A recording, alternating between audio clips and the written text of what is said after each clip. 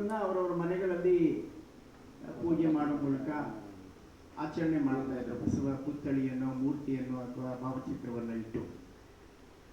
ನಾನೊಮ್ಮೆ ಯೋಚನೆ ಮಾಡಿ, ಈ ಬಸವಣ್ಣ ಇಡೀ ವಿಶ್ವದ ದಾರ್ಶನಿಕ ಮಹಾನ್ ವ್ಯಕ್ತಿ, ಮಾನವತಾವಾದಿ ಬಸವಣ್ಣನವರನ್ನ ನಾವು ಮನೆ ಮನೆಗಳ ಅಷ್ಟಕ್ಕೆ ಸೀಮಿತಗೊಳಿಸಬೇಕೆ? ಈ ಬಸವಣ್ಣನವರ ವಿಚಾರಧಾರೆಯನ್ನು, ಅವರ ವ್ಯಕ್ತಿತ್ವವನ್ನು ನಾಡು, ರಾಷ್ಟ್ರ, ವಿಶ್ವ ಎಲ್ಲ ಕಡೆ ಪ್ರಸಾರ ಮಾಡೋ ದೃಷ್ಟಿಯಿಂದ ನಾವ್ಯಾಕೆ ಒಂದು ಸಂಸ್ಥೆಯನ್ನು ಪ್ರಾರಂಭ ಮಾಡಬಾರ್ದು ಅನ್ನುವ ಹಿನ್ನೆಲೆಯಲ್ಲಿ ಬಸವ ವೇದಿಕೆಯನ್ನು 1991ರಲ್ಲಿ ಪ್ರಾರಂಭ ಮಾಡೋದು. ಆಗ ಶಾಸಕರಾಗಿದ್ದಂಥ ಸನ್ಮಾನ್ಯ ಸೋಮಣ್ಣನವರು, ಹಾಗೂ ಇನ್ನೂ ಶಾಸಕರಾಗಿರಲಿಲ್ಲ ಸನ್ಮಾನ್ಯ ಬಸವರಾಜ ಬೊಮ್ಮಾಯಿಯವರು, ಆಮೇಲೆ ಮುಖ್ಯಮಂತ್ರಿಗಳಾದರು. ಅವರಿರುವರು ಸಹ ನಮ್ಮ ಜೊತೆಯಲ್ಲಿ ಈ ಬಸವ ವೇದಿಕೆಯ ಪೋಷಕರಾಗಿದ್ದರು. ಇದೊಂದು ವಿಶೇಷ. ಆ ಬಸವಣ್ಣನ ಕೃಪೆಯಿಂದ ಇಬ್ಬರೂ ಸಹ ಬಹಳ ಎತ್ತರಕ್ಕೆ ಹೋಗಿ ಸಮಾಜದಲ್ಲಿ ದೊಡ್ಡ ಸ್ಥಾನಮಾನವನ್ನು ಗಳಿಸ್ಕೊಂಡಿದ್ದಾರೆ. ಆನಂತರ 96ರಿಂದ ಕೇವಲ ಬಸವ ಜಯಂತಿ ಆಚರಿಸೋದಷ್ಟೇ ಸಾಲದು, ಬಸವಣ್ಣವರ ಹೆಸರಿನಲ್ಲಿ ಒಂದು ಸಾಮಾಜಿಕ, ಧಾರ್ಮಿಕ ಮತ್ತು ಸಾರ್ವಜನಿಕ ಕ್ಷೇತ್ರದಲ್ಲಿ ವಿಶಿಷ್ಟ ಸೇವೆ ಸಲ್ಲಿಸಿರ್ತಕ್ಕಂಥ ಮಹಾನ್ ಚೇತನವೊಂದನ್ನು ಗುರುತಿಸಿ, ಅವ್ರು ಯಾರ ಕ್ಷೇತ್ರ, ವಿಜ್ಞಾನ, ಸಾಮಾಜಿಕ ಸೇವೆ, ಸಾಹಿತ್ಯ, ಸಂಸ್ಕೃತಿ, ಯಾವುದೇ ಕ್ಷೇತ್ರದಲ್ಲಿ ಅವರು ವಿಶಿಷ್ಟ ಸೇವೆಯನ್ನು ಸಲ್ಲಿಸಿರ್ತಕ್ಕಂಥ ಮಹಾನ್ ಭಾವ ಗುರುತಿ ಬಸವಶ್ರೀ ಪ್ರಶಸ್ತಿ ಕೊಡಬೇಕು ಅನ್ನುವ ಕಲ್ಪನೆ ಮೊದಲು ಬಂದದ್ದು ಬಸವ ವೇದಿಕೆ ನಮ್ಮ ನಾಡಿನಲ್ಲಿ. ಆಮೇಲೆ ಕರ್ನಾಟಕ ಸರ್ಕಾರ ಇದೇ ವೇದಿಕೆಯಲ್ಲಿ ನಾವೆಲ್ಲ ಪದೇ ಪದೇ ಪ್ರೋತ್ಸಾಹ ಭಾಳಷ್ಟು ಈ ಸಂಸ್ಥೆ ಬಗ್ಗೆ, ಬಸವ ವೇದಿಕೆ ಬಗ್ಗೆ ಚಿಂತನೆ ಮಾಡಿ ಹೊರಟಾಗ ಆಗ ಅಂದಿನ ಮುಖ್ಯಮಂತ್ರಿಗಳು, ಹೌದು ಸರ್ಕಾರನೂ ಈ ಬಸವ ಜಯಂತಿನ ಆಚರಿಸಬೇಕು ಅನ್ನೋ ದೃಷ್ಟಿಯಿಂದ ಸನ್ಮಾನ್ಯ ಎಸ್ ಎಂ ಕೃಷ್ಣರವರು ಬಸವ ಜಯಂತಿಯನ್ನು ಸರ್ಕಾರ ಮಾಡಬೇಕು ಮತ್ತು ಅವತ್ತು ರಜೆ ಕೊಡಬೇಕು ಅನ್ನೋ ದೃಷ್ಟಿಯಿಂದ, ಆಗ ನಾನು ಕನ್ನಡ ಸಂಸ್ಕೃತಿ ಇಲಾಖೆಯ ನಿರ್ದೇಶಕನಾಗಿದ್ದೆ. ಅದೇ ಸಂದರ್ಭದಲ್ಲಿ ಬಸವ ಪುರಸ್ಕಾರ ಪ್ರಶಸ್ತಿಯನ್ನು ಪ್ರಾರಂಭ ಮಾಡೋದು. ಒಂದು, ಬಸವ ಜಯಂತಿ ಸರ್ಕಾರ ಆಚರಿಸಬೇಕು. ಎರಡನೇದು, ಬಸವ ಪುರಸ್ಕಾರ ಸರ್ಕಾರ ಕೊಡಬೇಕು. ಮೂರನೇದು, ಬಸವ ಜಯಂತಿ ರಜೆ ಕೊಡಬೇಕು. ಈ ಮೂರು ಆಶಯಗಳಿಗೆ ಪ್ರೇರಣೆ ಕೊಟ್ಟಂಥ, ಸ್ಫೂರ್ತಿ ಕೊಟ್ಟಂಥ, ಆ ಒಂದು ಆಲೋಚನಾ ಗರ್ಭದಲ್ಲಿ ಈ ಬೀಜ ಬಿತ್ತಲಿಕ್ಕೆ ಕಾರಣಕರ್ತ ಆದಂಥ ಸಂಸ್ಥೆ ನಮ್ಮ ಬಸವ ವೇದಿಕೆ ಅಂತ ನಾನು ಹೆಮ್ಮೆಯಿಂದ ಹೇಳಲಿಕ್ಕೆ ಇಚ್ಛೆಪಡ್ತೇನೆ. ಅಂದಿನಿಂದ ನೋಡಿ ಎಂತೆಂಥ ಮಹಾನ್ ಭಾವವನ್ನು ನಾವು ಕೊಟ್ಟಿದ್ದೇವೆ. ಸನ್ಮಾನ್ಯ ಬಿ ಡಿ ಜತ್ತಿಯವರಿಗೆ 96ರಲ್ಲಿ ಕೊಟ್ವಿ, ಸನ್ಮಾನ್ಯ ನಿಜಲಿಂಗಪ್ಪನವ್ರಿಗೆ, ದೃಷ್ಟಿಬ್ರಹ್ಮ ಮೋದಿಯವರಿಗೆ, ನಂಜಪ್ಪನವ್ರಿಗೆ, ಜವರೇಗೌಡರಿಗೆ, ಡಾಕ್ಟರ್ ನರಸಿಂಹಯ್ಯನವ್ರಿಗೆ, justice Shivraj Patil supreme court judge, Nadoja Padma Bhushan Chandrashekhar ಕಂಬಾರ್ಗೆ, ಡಾಕ್ಟರ್ ಡಿ ಎಂ ನಂಜುಂಡಪ್ಪನವ್ರಿಗೆ, ಪಾಟೀಲ್ ಪುಟ್ಟಪ್ಪನವ್ರಿಗೆ, ಮಳಿಮಠ್ ಸಾಹೇಬರು justice, chief justice, S P Balasubrahmanyam ಮಹಾನ್ ಗಾಯಕ, ಜಿ ಎಸ್ ರುದ್ರಪ್ಪನವರು ರಾಷ್ಟ್ರಕವಿ, ವೀರೇಂದ್ರ ಹೆಗ್ಗಡೆ ಧರ್ಮಾಧಿಕಾರಿಗಳು, ಸುಧಾಮೂರ್ತಿ ಇನ್ಫೋಸಿಸ್ ಸಂಸ್ಥಾಪಕರಿಗೆ, ಎನ್ ಡಿ ಬಾಳಪ್ಪ ಮಹಾನ್ ಕಲಾವಿದರು ಮತ್ತು ಬಸವಣ್ಣನ ವೇಷವನ್ನು ಅವ್ರು ಧರಿಸಿದ್ರೆ ಎಲ್ಲರೂ ನೀವೇ ಬಸವಣ್ಣ ಅಂತ ಕಾಲು ನಮಸ್ಕಾರ ಮಾಡ್ತಾ ಇದ್ರಂತೆ. ಆಮೇಲೆ ನಾಡೋಜ Channaveer ಕಣಿವೆಯವರು, doctor ಕಲಬುರ್ಗಿಯವರು, Bharat Ratna C N R Rao ಅವರು, ಆಮೇಲೆ ಜಿ ವೆಂಕಟಸುಬ್ಬಯ್ಯನವರು ನಾಡೋಜ, ವಿಜಯ ಸಂಕೇಶ್ವರ್ ಬಹುದೊಡ್ಡ ಉದ್ಯಮಿಗಳು ಸಾರಿಗೆ ಮತ್ತು ಪತ್ರಿಕಾ ಕ್ಷೇತ್ರದಲ್ಲಿ, ಪದ್ಮಭೂಷಣ ರವಿಶಂಕರ್ ಗುರೂಜಿಯವರು, ಪ್ರಭಾಕರ್ ಕೋರೆಯವರು ಕೇಲಿ ಸಂಸ್ಥೆಯ ಬಹುದೊಡ್ಡ ಪ್ರವರ್ತಕರು, ಡಾಕ್ಟರ್ ಕಿರಣ್ ಕುಮಾರ್ ಇಸ್ರೋ ಚೇರ್ಮನ್ ಆಗಿ ಇದ್ದಂಥ ಪದ್ಮಶ್ರೀ ಕಿರಣ್ ಕುಮಾರ್ ಅವರು, ಮತ್ತು ಪದ್ಮಶ್ರೀ ಎಚ್ ಆರ್ ನಾಗೇಂದ್ರ ಅವರು ವಿವೇಕಾನಂದ ಅನುಸಂಧಾನ ಯೋಗ ಸಂಸ್ಥೆಯವರು, ಆಮೇಲೆ ಜಿ ಎಸ್ ಜಯದೇವ್ ಅವರು ಜೆ ಎಸ್ ರುದ್ರಪ್ಪನವರ ಮಗ, ಚಾಮರಾಜನಗರದಲ್ಲಿ ದೀನಬಂಧು ಅನ್ನುವಂಥ ಸಂಸ್ಥೆ ಪ್ರಾರಂಭ ಮಾಡಿ ಅನಾಥ ಮಕ್ಕಳನ್ನು ಸಲುತ್ತಾ ಇರ್ತಕ್ಕಂಥ ದೊಡ್ಡ ಸಂಸ್ಥೆ. ಲೀಲಾದೇವಿಯ ಮಾಜಿ ಸಚಿವೆ ಮತ್ತು ಉಡುತಡಿಯಲ್ಲಿ ಅಕ್ಕಮಹಾದೇವಿಯ ಸ್ಮಾರಕವನ್ನು ಬಹಳ ಚೆನ್ನಾಗಿ ನಿರ್ಮಾಣ ಮಾಡಲಿಕ್ಕೆ ಕಾರಣಕರ್ತರಾದವರು. ಆಮೇಲೆ ಸನ್ಮಾನ್ಯ ಗೋರು ಚನ್ನಬಸಪ್ಪನವರು 88ನೇ ಕನ್ನಡ ಸಾಹಿತ್ಯ ಸಮ್ಮೇಳನ, ಅಖಿಲ ಭಾರತ ಕನ್ನಡ ಸಾಹಿತ್ಯ ಸಮ್ಮೇಳನದ ಅಧ್ಯಕ್ಷರಾಗಿದ್ದವರು, ಜನಪದ ಸಾಹಿತ್ಯವರು, ಇಷ್ಟು ಜನರು ಕೊಟ್ಟಿದೆ.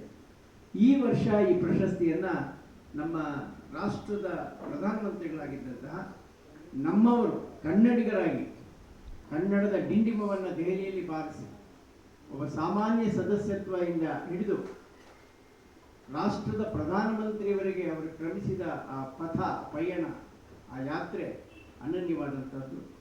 ಮಣ್ಣಿನ ಮಗ ಅನ್ನುವ ಹೆಸರಿಗೆ, ಖ್ಯಾತಿಗೆ ಪಾತ್ರರಾಗಿದ್ದಂಥ, ಕರ್ನಾಟಕ ಸರ್ಕಾರದಲ್ಲಿ ಲೋಕೋಪಯೋಗಿ ನೀರಾವರಿ ಇಲಾಖೆಯಲ್ಲಿ ವಿವಿಧ ಮಂತ್ರಿಮಂಡಲಗಳಲ್ಲಿ ಸಚಿವರಾಗಿ 93 ವರ್ಷ ಇದೆ ಅವರಿಗೆ.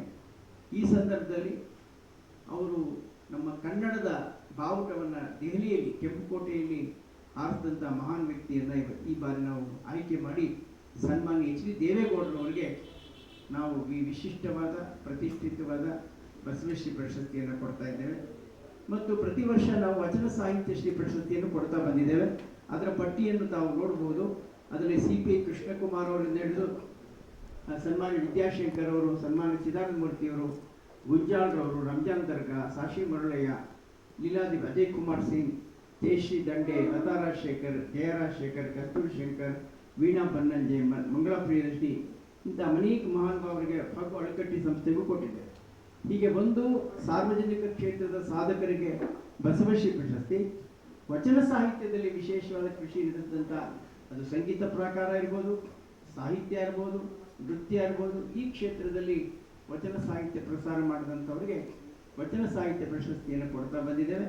ಈ ವರ್ಷ ಈ ಪ್ರಶಸ್ತಿಯನ್ನು ನಮ್ಮ ನಾಡು ಮತ್ತು ರಾಷ್ಟ್ರ ಕಂಡಂಥ ಒಬ್ಬ ಶ್ರೇಷ್ಠ ಶಿಕ್ಷಣ ತಜ್ಞ, ಮಹಾನ್ ಇನ್ಸ್ಪಿರೇಷನಲ್ ಸ್ಪೀಕರ್ ಅಂತ ಹೆಸರಾಗಿರುವಂಥ ಮಹಾನ್ ವಾಗ್ಮಿ ಮತ್ತು ಅನೇಕ ವಿಶ್ವವಿದ್ಯಾನಿಲಯಗಳಿಗೆ ಮಾರ್ಗದರ್ಶಕರಾಗಿ ಆಡಳಿತ ಸಲಹೆಗಾರರಾಗಿ ಇರ್ತಕ್ಕಂಥ ಡಾಕ್ಟರ್ ಗುರುರಾಜ್ ಕರ್ಜಿಗಿಯವರನ್ನ ಅವರ ಕರುನಾಡು ಬಾಬೆಳಕೆ ಎನ್ನುವ ಕೃತಿ ಅನನ್ಯವಾದಂಥದ್ದು.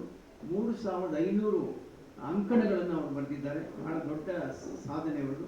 ಜೊತೆಗೆ 30ಕ್ಕೂ ಹೆಚ್ಚು ಅಲ್ಲಮಪ್ರಭು, ಅಕ್ಕಮಹಾದೇವಿ, ಬಸವಣ್ಣನವರು ಮತ್ತು ಇನ್ನಿತರ ಶಿವಶರಣರು ಕುರಿತಾದ ಕೃತಿಗಳನ್ನು ರಚಿಸಿದ್ದಾರೆ. ಇಂಥ ಮಹಾನುಭಾವರಿಗೆ ಈ ಪ್ರಶಸ್ತಿಯನ್ನು ಕೊಡ್ತಾ ಇದ್ದೇನೆ. ಇದೇ ತಿಂಗಳು 27ನೇ ತಾರೀಕು ಸಂಜೆ 5 ಗಂಟೆಗೆ ನಮ್ಮ ರವೀಂದ್ರ ಕಲಾಕ್ಷೇತ್ರದಲ್ಲಿ ಮುಂದಿನ ಸೋಮವಾರ ಈ ಸಮಾರಂಭ ನಡೆಯಲಿದೆ. 4:15 ಅವತ್ತು ಪ್ರಖ್ಯಾತ ಗಾಯಕಿ ಶ್ರೀಮತಿ ಪಾವನಿ ಕಾಶಿನಾಥ್ ಅವರಿಂದ ವಚನ ಗಾಯನ ಇದೆ. ಈ ಸಮಾರಂಭದ ದಿವ್ಯ ಸಾನ್ನಿಧ್ಯವನ್ನು ನಮ್ಮ ಮಾರ್ಗದರ್ಶಕರು ಮತ್ತು ವಿಶೇಷವಾಗಿ ನಮ್ಮ ನಾಡು ರಾಷ್ಟ್ರದ ಧಾರ್ಮಿಕ, ಸಾಮಾಜಿಕ, ಮಾನವೀಯ ಸೇವಾ ಕ್ಷೇತ್ರದ ಮಹಾನ್ ಚೇತನ, ಧಾರ್ಮಿಕ ಚೇತನ, ಸುತ್ತೂರು ಮಠದ ಪರಮ ಪೂಜ್ಯ ಶಿವರಾತ್ರಿ ದೇಶಿಕೇಂದ್ರ ಮಹಾಸ್ವಾಮಿಗಳು ಸಾನ್ನಿಧ್ಯವನ್ನು ವಹಿಸಿಕೊಳ್ತಾರೆ.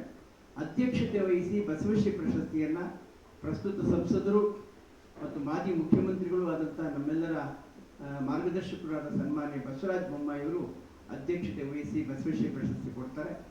ಅದೇ ರೀತಿಯಲ್ಲಿ ಬಸವೇದಿಕೆಯ ಪ್ರಾರಂಭದಿಂದಲೂ ನಮ್ಮ ಜೊತೆಯಲ್ಲಿರುವಂಥ ನಮ್ಮ ನೆಚ್ಚಿನ ನಾಯಕರು, ಪ್ರಸ್ತುತ ಕೇಂದ್ರದ ಜಲಶಕ್ತಿ ಮತ್ತು ರೈಲ್ವೆ ಖಾತೆಯ ರಾಜ್ಯ ಸಚಿವರಾದ ಸನ್ಮಾನ್ಯ ವಿ ಸೋಮಣ್ಣನವರು ಸಮಾರಂಭವನ್ನು ಉದ್ಘಾಟನೆ ಮಾಡಲಿದ್ದಾರೆ. ಮತ್ತು ಈ ಸಮಾರಂಭದಲ್ಲಿ ವಚನ ಸಾಹಿತ್ಯ ಶ್ರೀ ಪ್ರಶಸ್ತಿಯನ್ನು ಡಾಕ್ಟರ್ ಗುರುರಾಜ್ ಕರ್ಜಿಗಿಯವರು ಕೊಡ್ತಕ್ಕಂಥವರು ನಮ್ಮ ನಾಡಿನ ಬಹಳ ಅನುಭಾವಿ, ದೀರ್ಘಾವಧಿ ಸಾರ್ವಜನಿಕ ಕ್ಷೇತ್ರದಲ್ಲಿರ್ತಕ್ಕಂಥ ಹಲವಾರು ಇಲಾಖೆಗಳಲ್ಲಿ ಸಚಿವರಾಗಿ ಸೇವೆ ಸಲ್ಲಿಸಿರುವಂಥ, ಪ್ರಸ್ತುತ ಕಾನೂನು, ನ್ಯಾಯ, ಮಾನವ ಹಕ್ಕುಗಳು, ಸಂಸದೀಯ ವ್ಯವಹಾರ, ಶಾಸನ ರಚನೆ ಮತ್ತು ಪ್ರವಾಸೋದ್ಯಮ ಖಾತೆ ಸಚಿವರಾದಂಥ H.K. ಪಾಟೀಲ್ರವರು ಮುಖ್ಯ ಅತಿಥಿಗಳಾಗಿ ಆಗಮಿಸಿ ವಚನ ಸಾಹಿತ್ಯ ಶ್ರೀ ಪ್ರಶಸ್ತಿ ಕೊಡ್ತಾರೆ. ಹಾಗೆ ಬಸವ ಜ್ಯೋತಿ ಅಂತ ಒಂದು ಕೃತಿಯನ್ನು ಈ ಸಂದರ್ಭದಲ್ಲಿ ಇದು ಇದುವರೆಗೆ ಯಾರ್ಯಾರಿಗೆ ನಾವು ಬಸವಶ್ರೀ ಕೊಟ್ಟಿದ್ದೀವಿ ಅವರ ಪರಿಚಯಾತ್ಮಕ ಒಂದು ಕೈಪಿಡಿ, ಒಂದು ವಿಶೇಷ ಸಂಚಿಕೆಯನ್ನು ನಮ್ಮ ಕರ್ನಾಟಕ ಸರ್ಕಾರದ ಹೆಮ್ಮೆಯ ಮಂತ್ರಿ, ಮಹಿಳಾ ಮತ್ತು ಮಕ್ಕಳ ಅಭಿವೃದ್ಧಿ, ವಿಕಲಚೇತನ ಮತ್ತು ಹಿರಿಯ ನಾಗರಿಕರ ಸಬಲೀಕರಣ ಸಚಿವೆ ಶ್ರೀಮತಿ ಲಕ್ಷ್ಮೀ ಹೆಬ್ಬಾಳ್ಕರ್ ಅವರು ಆ ಕೃತಿಯನ್ನು ಬಿಡುಗಡೆ ಮಾಡಲಿದ್ದಾರೆ. ನಾನು ಅಧ್ಯಕ್ಷನಾಗಿ ಸ್ವಾಗತ ಮತ್ತು ಪ್ರಾಸ್ತಾವಿಕ ಮಾತನಾಡಲಿದ್ದೇನೆ. ದಯಮಾಡಿ ಈ ಸಮಾರಂಭಕ್ಕೆ ನಮ್ಮ ಪತ್ರಿಕೆಯವರು ದಯಮಾಡಿ ಹೆಚ್ಚು ಪ್ರತಿನಿಧಿಗಳನ್ನು, ಛಾಯಾಗ್ರಾಹಕರನ್ನು ಕಳಿಸಿಕೊಟ್ಟು, ಏಕೆಂದರೆ ಎಲ್ಲ ಸಮಾರಂಭ ಮಾಡಬೇಕಾದ್ರೆ ಭಾಳಷ್ಟು ಸಂಘಟನೆ, ಭಾಳ ಕಷ್ಟ ಇವತ್ತಿನ ದಿನದಲ್ಲಿ. ಜನರು ಬರ್ತಕ್ಕಂಥದ್ದು, ಜನಮಾನಸಕ್ಕೆ ಬಸವಣ್ಣ ವಿಚಾರಧಾರೆ ಮುಟ್ಟಿಸ್ತಕ್ಕಂಥದ್ದು, ಎಲ್ಲ ಮಹಾನ್ ವ್ಯಕ್ತಿಗಳನ್ನು ಒಂದು ಕಡೆ ಜೋಡಿಸ್ತಕ್ಕಂಥದ್ದು, ಮಹಾನ್ ವ್ಯಕ್ತಿಗಳ ಸಾಧಕರನ್ನು ಗುರುತಿಸಿ ಗೌರವಿಸುವಂಥದ್ದು, ಇವೆಲ್ಲ ನೀವು ನಿಮ್ಮ ಪ್ರೇರಣೆಯಿಂದ ಆಗ್ತಕ್ಕಂಥದ್ದು, ನಿಮ್ಮ ಪ್ರೋತ್ಸಾಹದಿಂದ ಆಗ್ತಕ್ಕಂಥದ್ದು. ಪತ್ರಿಕಾ ಪ್ರಪಂಚದವರು ಬೆನ್ನು ತಟ್ಟಿ ಈ ರೀತಿ ಕೆಲಸ ಮಾಡ್ತಾ ಇದ್ದಾರೆ ಅಂತ ಅನ್ನುವ ಪ್ರಚಾರ ಸಿಗದೇ ಇದ್ದರೆ ಬಹುಶಃ ಇಂತಹ ಕಾರ್ಯಕ್ರಮಗಳು ಎಲ್ಲೋ ಒಂದು ಕಡೆ ಗುಪ್ತವಾಗಿ ಎಲ್ಲೋ ಸೇರಿ ಹೋಗುತ್ತೆ ಇತಿಹಾಸವನ್ನು. ಹಾಗಾಗಿ ತಾವು ದಯಮಾಡಿ ನಿಮ್ಮ ಪತ್ರಿಕೆಗಳ ಅಥವಾ ನಿಮ್ಮ ವಿದ್ಯುನ್ಮಾನದ ಕೇಂದ್ರದ ಮಾಧ್ಯಮದ ಮಿತ್ರರನ್ನು ಕರೆಸಿ ಈ ಸಮಾರಂಭಕ್ಕೆ ಹೆಚ್ಚಿನ ಶೋಭೆ ತರಬೇಕು. 4:15ಗೆ ನಾವು ವಚನ ಗಾಯನ ಪ್ರಾರಂಭ ಮಾಡ್ತೇವೆ. ಲಘು ಉಪಹಾರ ಇರುತ್ತೆ ಮತ್ತು ಸಮಾರಂಭದ ನಂತರವೂ ಸಹ ಪ್ರಸಾದ ಭೋಜನ ವ್ಯವಸ್ಥೆ ಇರುತ್ತೆ. ಏಕೆಂದರೆ ಶರಣರು ದಾಸೋಹದಲ್ಲಿ ವಿಶೇಷವಾದಂಥ ನಂಬಿಕೆ ಇಟ್ಟಿರ್ತಕ್ಕಂಥವ್ರು. ಹಾಗಾಗಿ ಒಂದು ತಲೆಗೆ ಜ್ಞಾನವನ್ನು ಕೊಡುವಂಥ, ಹೊಟ್ಟೆಗೆ ಅನ್ನವನ್ನು ಕೊಡ್ತಕ್ಕಂಥ ಮತ್ತು ವಿಚಾರಧಾರೆಯ ಮೂಲಕ ಮನಸ್ಸು ಪ್ರಫುಲ್ಲ ಆಗುವಂತೆ ಮಾಡುವ ಒಂದು ವಿಶಿಷ್ಟವಾದಂಥ ಒಂದು ಕಾರ್ಯಕ್ರಮ. ಈ ಕಾರ್ಯಕ್ರಮಕ್ಕೆ ತಾವೆಲ್ಲರೂ ತಾವು ಆಗಮಿಸಿ ತಮ್ಮ ವಿಶಿಷ್ಟ ಪತ್ರಿಕೆಗಳ ಪ್ರತಿನಿಧಿಗಳು, ಛಾಯಾಗ್ರಾಹಕರು ಬರಬೇಕು ಅಂತ ತಮ್ಮೆಲ್ಲ ವಿನಮ್ರಪೂರ್ವಕವಾಗಿ ಪ್ರಾರ್ಥಿಸ್ಕೊಳ್ತೇನೆ. ನಮಸ್ಕಾರ. ಒಂದೊಂದು ಅಂದರೆ ಯಾವುದೇ